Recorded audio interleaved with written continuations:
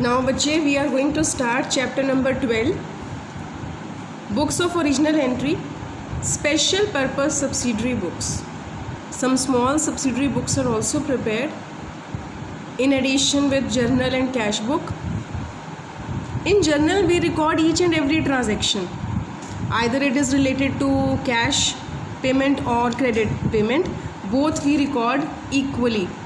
Chronological order means date wise we record each and every transaction in journal, but from journal we prepare different type of ledgers. One was cash book. In cash book all the cash transactions are recorded, means cash receipts and cash payments. Now where the credit transactions will go? They find place in special purpose subsidiary books, where the credit purchases and credit sales will be recorded. They will be recorded in special purpose subsidiary books.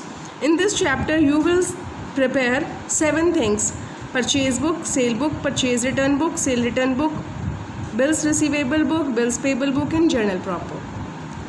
It is not necessary for every business to maintain all the above mentioned special purpose subsidiary books, but any of the above may be kept depending upon the need of this business.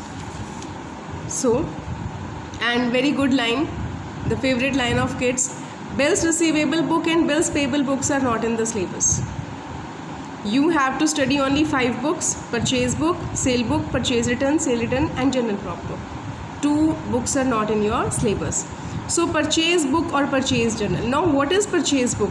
All credit transactions, all credit purchases of goods are recorded in purchase books.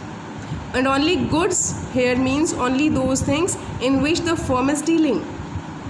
In other words, these are the articles which are purchased for resale.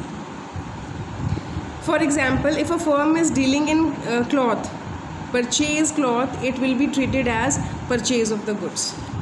Only 2 things you have to consider while preparing a purchase book. This is the format of purchase book I have prepared for you people. Chapter 12, subsidiary books, special purpose subsidiary books. This is the purchase book, format of purchase book. You have to write the date, name of the supplier from whom you have purchased goods on credit, on which date and from whom, the name of the person from whom you have purchased goods on credit, invoice number. Invoice number means the number which is printed on the bill number or invoice number. Ledger folio, no need to write anything in ledger folio. Details, you will definitely come to know what we write in details. Then purchase, input CGST, input SGST, input IGST, total. This is the proper format of purchase book. 2 things you have to keep in mind: only credit transactions will be recorded, cash transactions will not be recorded. Only and only credit purchases will be recorded, cash purchases will not be recorded, and only the purchase of goods will be recorded. If you have purchased any asset, it will not be recorded. Only these 2 things you have to keep in mind. Credit purchase, only credit purchase of goods will be recorded, cash purchase of goods or assets will not be recorded. Only credit transactions will be recorded and only goods related transactions will be recorded. No cash and no asset transactions will be recorded. So have a look on illustration number 1. Enter the following transactions in the purchase book of Pawan Electric Store. Now you came to know that you are dealing in a business of electric goods, means you are having an electric store. So all those items which comes under electricity or electric goods, that is called your goods. Only that purchase will call you the goods. Now 2017 June 2nd, June 2, 2017, purchase goods from Surya Electric Store, Chandni Chowk, Delhi on credit. You have purchased goods from Surya Electric Store, Chandni Chowk, New Delhi. You just have to write the name of the supplier. On credit, invoice number 480. Invoice number will be written in the column of invoice number. Now what the things you have purchased? 40 tube lights at the rate rupees 500 each. You will record all the details. 40 tube lights at the rate rupees 500 each. Its total will be 20,000. Getting my point, bache? You have to write the date on which you have purchased, name of the supplier from whom you have purchased, then invoice number, the number on the bill, then the items and their amount will be written in details. 40 tube lights at the rate rupees 500 each, then 15 table fans at the rate rupees 2,000 each. 15 table fans at the rate rupees 2,000 each, it will become 30,000. Then there is a trade discount of 20%. First of all, do the total.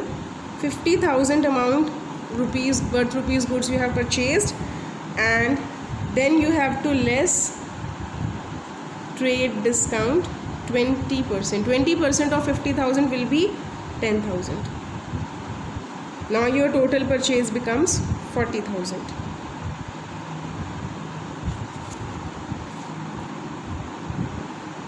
Now the very important step, you have to charge CGST and SGST, because you are an electric agent of New Delhi. Remember the first line of the question: enter the following transactions in the purchase book of Pawan Electric Store, New Delhi. If you are purchasing from the same city, you will be charged CGST and SGST. It will be added back. CGST at the rate 6% and SGST at the rate 6%. If you are purchasing from outside Delhi, outside the state, then you have to charge IGST, total 12%. Getting my point, bache? CGST 6%, SGST 6%. If you are dealing in the same state, if you will change the state, the tax become IGST and total IGST means 12%. Now 6% of 40,000 will be 2,400 and 2,400. 6% of 40,000 will be 2,400 and 2,400. Now the total purchase price become 44,800. This your first entry of June 2nd completed. Now you have to bifurcate all these items.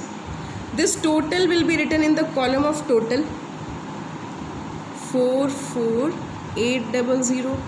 Now there is no IGST. You will write the amount of CGST and SGST 2,400, 2,400, and in the column of purchase you will write the purchase price, that will be 40,000. You just have to bifurcate these items in these columns. Nothing doing with these columns. You just have to mention that 2017 June 2 you have purchased goods from Surya Electric Store, Chandni Chowk, New Delhi. 40 tube lights at the rate rupees 500 each, 20,000 cost. 15 table fans at the rate rupees 2,000 each, 30,000 cost. The total cost becomes 50,000. Now trade discount 20% is allowed. 50,000. 20% of 50,000 will be 10,000. 40,000 is the purchase price. Now on 40,000 there will be two taxes will be charged, 6% CGST and SGST. They become 24 and 24. Total becomes 44,800, which you have to pay later on. Now this total we will write in the column of total 44,800 and CGST and SGST in their respective columns, and purchase price 40,000 in its respective column. There was no IGST in this question. Now next entry, I will explain next entry in next video because the length will increase.